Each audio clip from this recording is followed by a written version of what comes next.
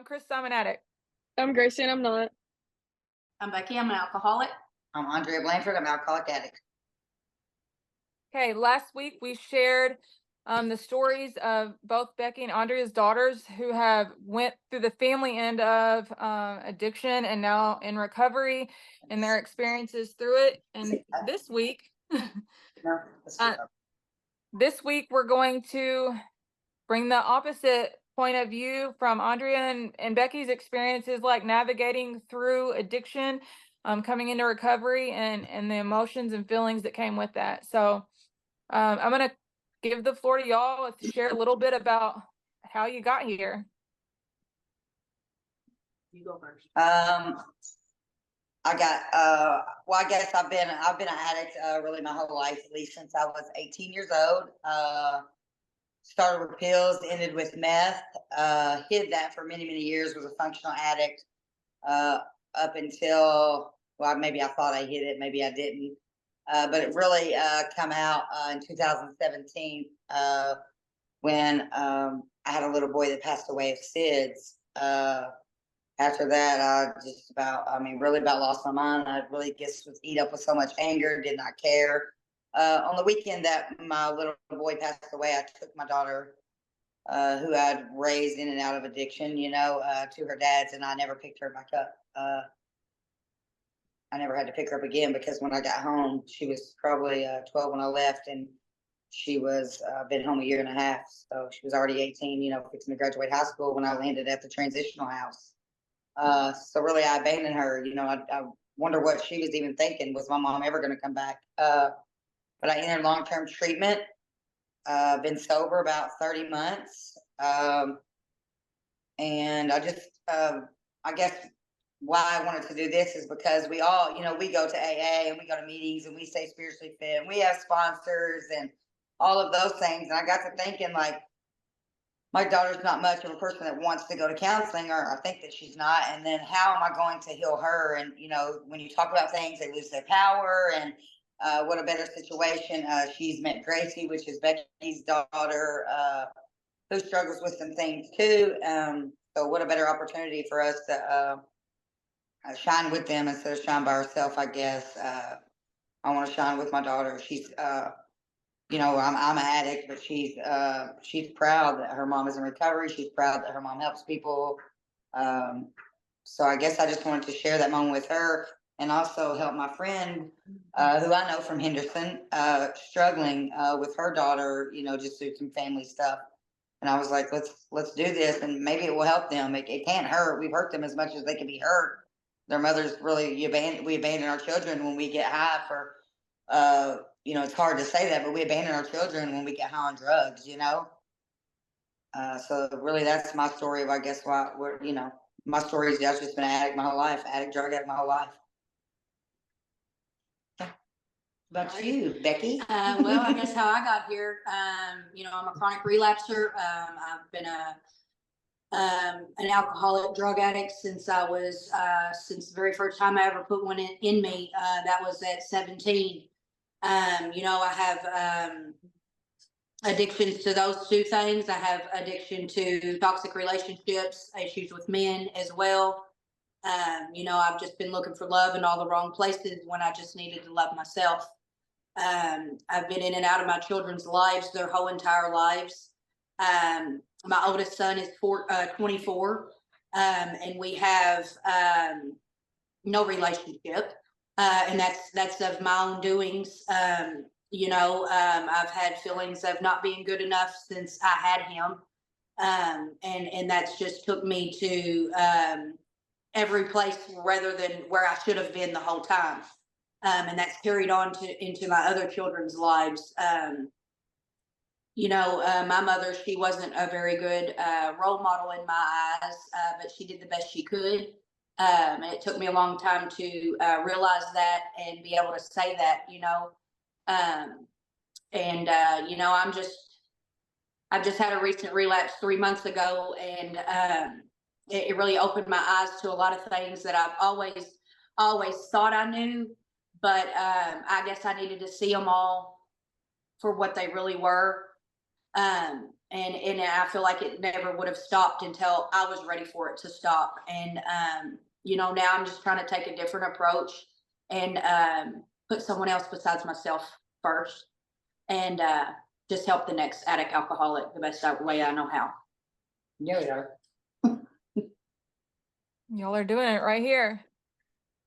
So both of your daughters shared, you know, that it was kind of two different stories. Becky, your daughter shared in and out of treatment, and navigating those obstacles of like being in and out. And Andrea, your daughter shared, like you said, you dropped her off and you stayed gone until now. Like, share both of those perspectives, both of you guys, like on how that affected the depths of your addiction, like not being with your daughter, Andrea, and then Becky, like just being in and out. Well, for me, my, after the death of Addie's little brother, when I dropped her off at her dad's, it was, she was back and forth and back and forth, and she was just, and I was strung out. Okay. I probably the worst I'd ever been in my life, and my daughter would come, and I would, go to the court. We went to the court. Wrote her into school, went to the court, got her back, and she was just so nervous. He wasn't going to throw the rag in, and rightfully so. He shouldn't have, and I'm thankful that he did not.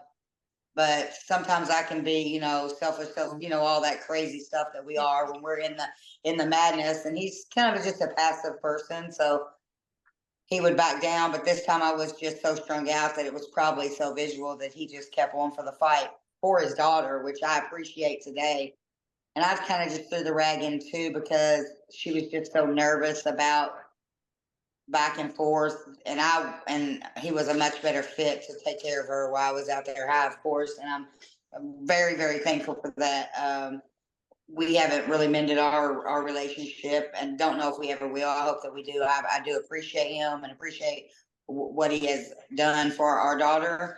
And it's been a difficult, I guess, transition. Will me and my daughter ever get back to that? And I think that it's only because kids get nervous if we don't answer the phone or this or that, and maybe we're just busy at work.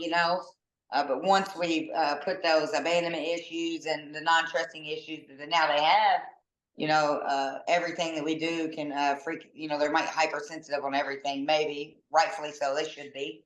Yeah, that's all I got really about that. So as far as me being in and out of Gracie's life and my other children, I have Gracie full time. I have custody of her all the time. But the other, my other daughter and my youngest son, they have really grateful for the women that they have in their life that stepped in and that's their mom. Both of my other kids, they call those women mom. And I'm grateful for them, because they wouldn't know what it is to have a mom if those ladies weren't in their life. So my daughter, her dad passed away in 2020. So of course she came to live with me, and she just wasn't happy, and I prayed and waited for that moment that I would finally have her back in my life, full time. But really when it came, I noticed how unhappy she was. So I let her go back with her mom, yes, Hannah knows that I'm her mom. It took her a long time to start calling me mom, but she does today, and I'm grateful for that. And, but as far as me being in and out, I think that's worse. Gracie was young when she went to live with my sister. And like she said, I got her back when she was in second grade, but I was dry all those years. I was dry for 6 years. I never worked a program. I still had the toxic relationships. I was still putting men before me and my children. And so it was still chaotic, just without the drink or the drug yet. And I honestly feel like that's a little bit harder on the child with the in and out, because they remain confused. They don't understand, like, why is it okay, and why do you love me for a little while and then you're gone again? Me and Gracie, she's had a hard road in front of her, and now that she's older, she gets it, she understands. but for a long time, she didn't. Yeah. Yeah. I'm so proud of both of y'all, I swear. It's Thank you. We're cool. proud of you guys. Yeah. So how are y'all navigating like the guilt and shame and self-forgiveness? I know that has played a huge part in, like, when I've relapsed before, it plays a huge part in just a lot of the obstacles I even have now in recovery. Just like, like my kids will do something or say something and I'm like consumed with the guilt, like, but it, like, I'm able to work through it because I'm working a program, but like, how do y'all personally deal with it? For me, I have so much grief and guilt when I entered long-term treatment that I worked on that so much while I was there. I don't really know. I mean, I might do it, but I don't think I raised my kid through guilt now, because I know that will turn things so negative. Like, I went to a treatment center at 28, so I do know a little. I've been inside, in and out the doors of AA since I was like 28. And I know that it will affect us in a negative sense so bad that I just, and I might do it and not notice that I do it. Maybe, I don't know, but I really try not to do that. At first, maybe, like you want to jump in and be their mom, now me and my daughter are better. Like, you don't speak to me like that, and I don't have to put up with that, Yeah.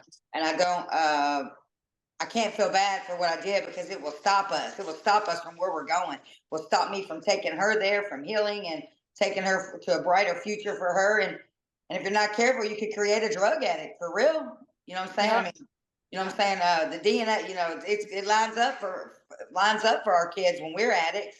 Especially when we put them in those chaotic lifestyles. They get used to that, so they want to be in the, they only feel right in the madness. So you really, for me, I think I really try to watch that. And maybe the only person that I ever let see if I do, have some guilt is my sister, and she walks me through that sometimes. Like, it's okay, and just. So I just really try to keep that moving forward and try not to do that. I don't know if I'm doing it right. I'm just doing it the only way that I know how. But I was only living with grief and guilt. I couldn't even have a character defects rather than anger, grief, and guilt flare because those were so strong. I mean, I was just anger, so angry, so aggressive, and eat up with grief and guilt. When I'd entered long-term treatment, it took months to pull some of, to tone some of that down for me to even see what else was all the other ones that I had under there. Because so I really just try to work on. I really don't know how to work on it. I just really just try not to do it, and I just give advice like. I feel like my friend does. Me. I do feel like my friend does it a little, and I know that I always fall back to what my mom raised. My mom was not one of us, and I always take maybe how she would raise me and try to pass that to my friends, or because she was a good woman that raised me well. So anything that she had done, I'll try to revert back to that really, and I try to spread the advice of what she was done because she was a good woman that raised a good child. I just liked a fun, wild lifestyle, and that was just what I liked, Yeah, no consequences my whole life, and what I'm saying, I'm gonna just keep at it, So that's for me. So. For me, my prior relapses and everything, I've always parented out of guilt. For the times that I did parent, it was strictly out of guilt. And I try to be my children's friend rather than their parent. Like, I know how to be their friend all day long, but as far as like actually being a mother to them, of course, for one, I've been in and out of their lives, and someone else has raised them, other women. So I try to keep in my mind that, if I want to be a good mom, I need to do what other good moms are doing. Until I have it down pat for myself, I'm going to do what they do, because it's clear I don't know how. I know how to be their friend, but I struggle at times with being their mom, because I don't know how to be a mom because I never have been their mom. I used to let, and I still do at times, let the shame and the guilt eat me alive, and to the point where I'm using and drinking again. But I have to keep in mind, that that's not where I'm at right now. And I wake up every day with a new start to the day, and I can do something different each day that I wake up. and just try to be a little bit better than I was the day before. If I'm struggling with a lot of guilt today, you know, I go to bed and I pray about it and I do my 10-step inventory of what I can do better for the next day. And then I wake up the next day and have a better approach. You know, reach out to somebody and talk to somebody if I'm feeling overwhelmed with a lot of guilt that day. So I don't do anything crazy, you know, and not reach out and talk to somebody about what I'm feeling like and what I'm thinking about. And before I never did do that with any of the other times that I attempted to be sober. You know, I thought I can do this all by myself and I got this. I don't need anybody's help. But in reality, you know, I need help, and I'm not ashamed to ask for help anymore. My friend Lindsay, she's a big part of somebody that I ask for advice, even though at times I don't take her advice. But I still like to know because, for one, she's a damn good mom, and I just love her, and she loves me. And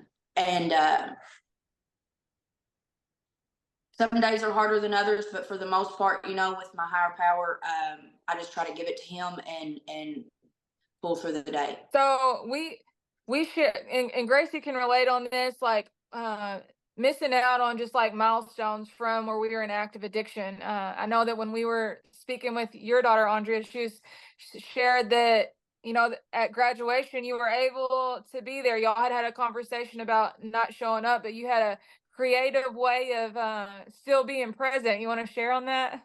Oh, yeah, I would love to. So, my daughter calls me on a Wednesday, graduation's on a Friday. And I would think that I'm going to graduation, of course, because I'm her mother, right? Because I deserve that. I did not deserve that to go. Because it would upset her dad and upset her, and the old me would have went high or not high. You know, I may not have thought they knew it was high, but I would have went. I would have went and showed my face and walked in there, arrogant as heck, you know. But since I'd been to long-term treatment, I was living in a warm transitional house, and I was like, So I told my sister, I said, Addie doesn't want me to go to her graduation, and she's crying, telling me that I can't go. And I'm like, it's okay, it's fine. I don't need to go, because I already knew that could have happened, and I already had the plan going in my head the week before. So I was like, bring me a wig and pick me up at 4:30 on Friday. I'm not going to miss it. But I just didn't want to upset her dad, and I didn't want to miss it. And I would never know if I was ever going to tell her that I was there or wasn't there, but I just didn't want to go and upset everybody. The point was, later on, that my daughter knew I was there, and then I got to see her because I'd already missed enough, you know, because of my own actions, of course. Yeah. So I put a wig on, dressed a little different. Me and my whole family made her a video driving there. I don't know if you know the song, I Wouldn't Have Missed It for the World.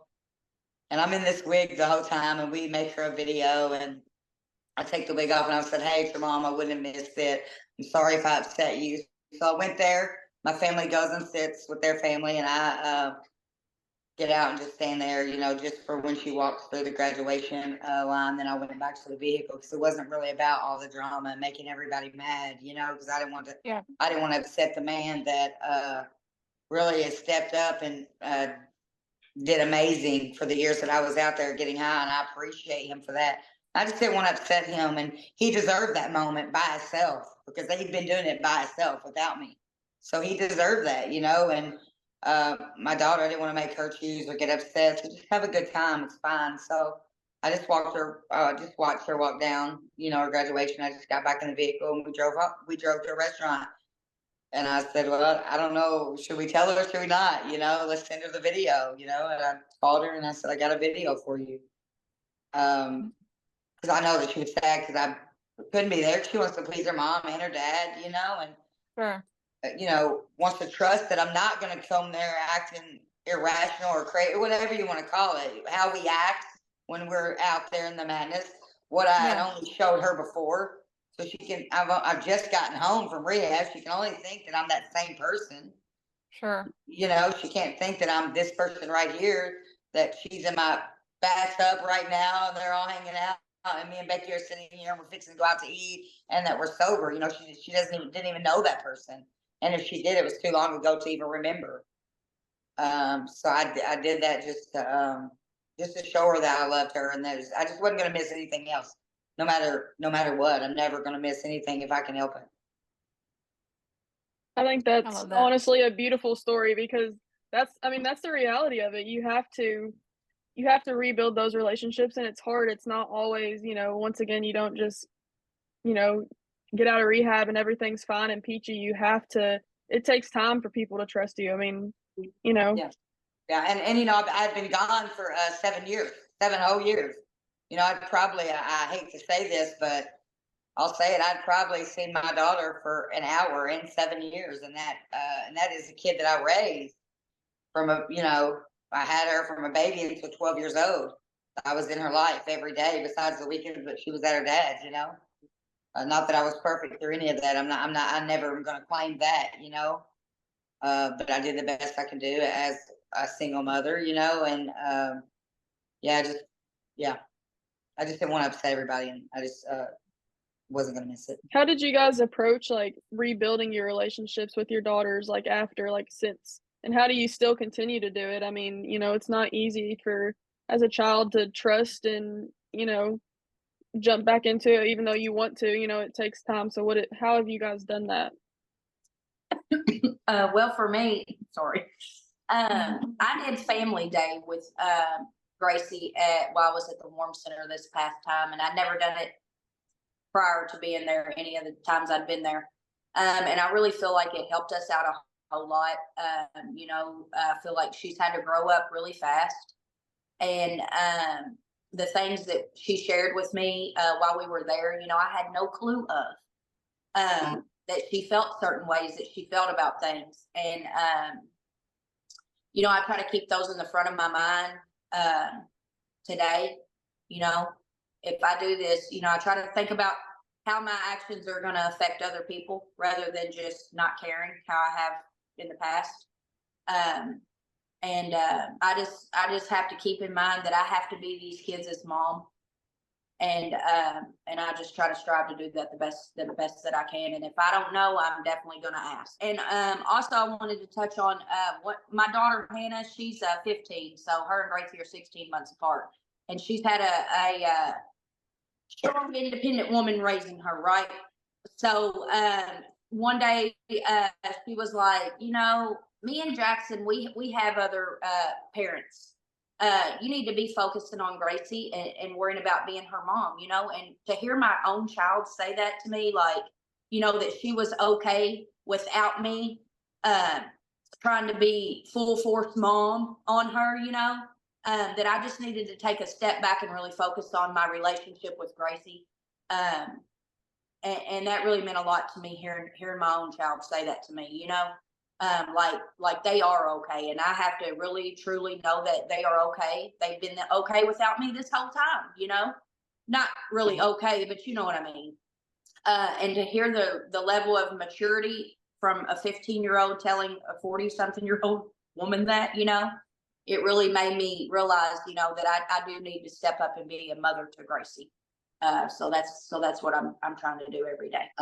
For me, rebuilding relationships with my family and my daughter has been easy, I guess.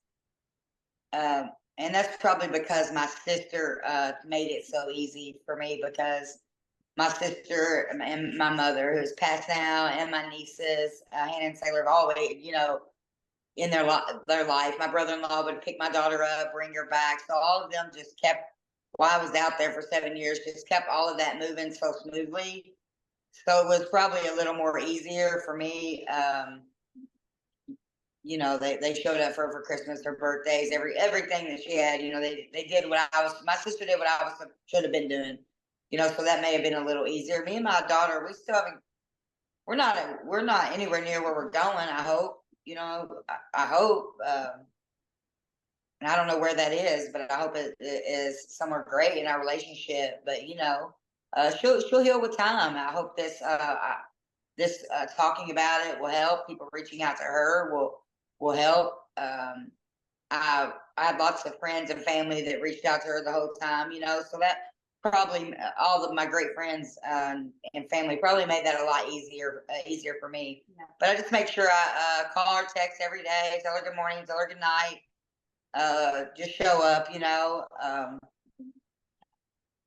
just with whatever, it may be. I just show up, She had called me one night and it was late at night. She lives about an hour away, and she was like, she's going to the hospital and she wanted me there. And my friends that I called was like, "You're going this late at night? You have to work in the morning."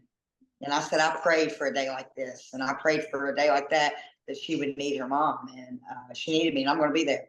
And she calls me tonight, and she's in the hospital in Greenville, and it's 3 o'clock in the morning. I'm going. If I got to walk there, I'm going. So it's really kind of been difficult for me though, just to build my friendships back because I've been so focused, on myself, my family, my recovery family, my real family, my recovery family, doing that because just to stay sober. But some of like my girlfriends, it's been hard, and they were there for me the whole time. But I hope going forward, like this year coming up, that I'm going to try to put more focus on that, but not try because everything at one time is overwhelming. I have so much family, so many friends that I couldn't do it all. It's one phone call that they have to make, but to call all of them back, I have to call 30. And one day I just couldn't do that. It was just like, I'm sorry. I know that I'm not where the friend that I'm going to be next year. I hope I'm not. But, and I think it kind of hurt some of my friends' feelings. Some understood, some don't. They miss me. We were great friends, and especially my friend Kelly. I know that she misses me and probably thinks I don't work on that relationship enough.